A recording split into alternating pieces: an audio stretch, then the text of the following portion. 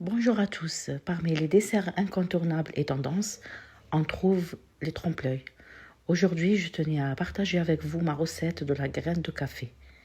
Vous trouverez tous les ingrédients dans le descriptif. C'est une recette qui est très facile à faire, qui ne contient pas beaucoup d'ingrédients et surtout très équilibrée en sucre. Tout d'abord, je commence par préparer la ganache au café. Sur feu doux, je fais infuser le café instantané avec 100 g de crème liquide. Je renverse sur le chocolat blanc, je rajoute la gélatine et en dernier le reste de la crème liquide. Je mixe et je couvre au contact et je réserve au frais pendant minimum 5 heures.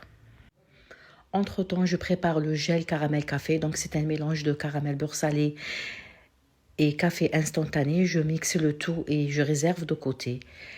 Et puis j'ai réalisé le croquant, c'est un mélange de pâte à tartiner et de crêpe dentelle.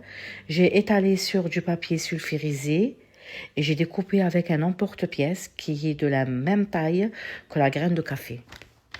Après plusieurs heures de refroidissement, je fais monter ma ganache en mousse assez légère. Je poche dans une poche à douille, puis dans un moule en silicone en forme de graine de café. Il ne faut surtout pas oublier d'étaler sur les parois.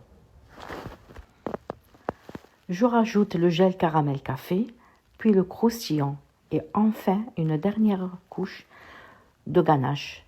Et je lisse bien avec la spatule, je couvre avec le film alimentaire et ça part au congèle pendant plusieurs heures. Et il ne reste plus qu'à le tremper dans un mélange de beurre de cacao et de chocolat noir. La température du glaçage, il faut qu'elle soit à 30 degrés. Après le glaçage, je trempe l'œil. J'ai rajouté un peu de cacao en poudre avec le pinceau pour avoir cet effet texturé et réel. Et franchement, c'était excellent en goût. Regardez-moi cette découpe. Il ne vous reste plus qu'à l'essayer. Et dites-moi en commentaire qu'est-ce que vous en pensez. À très bientôt.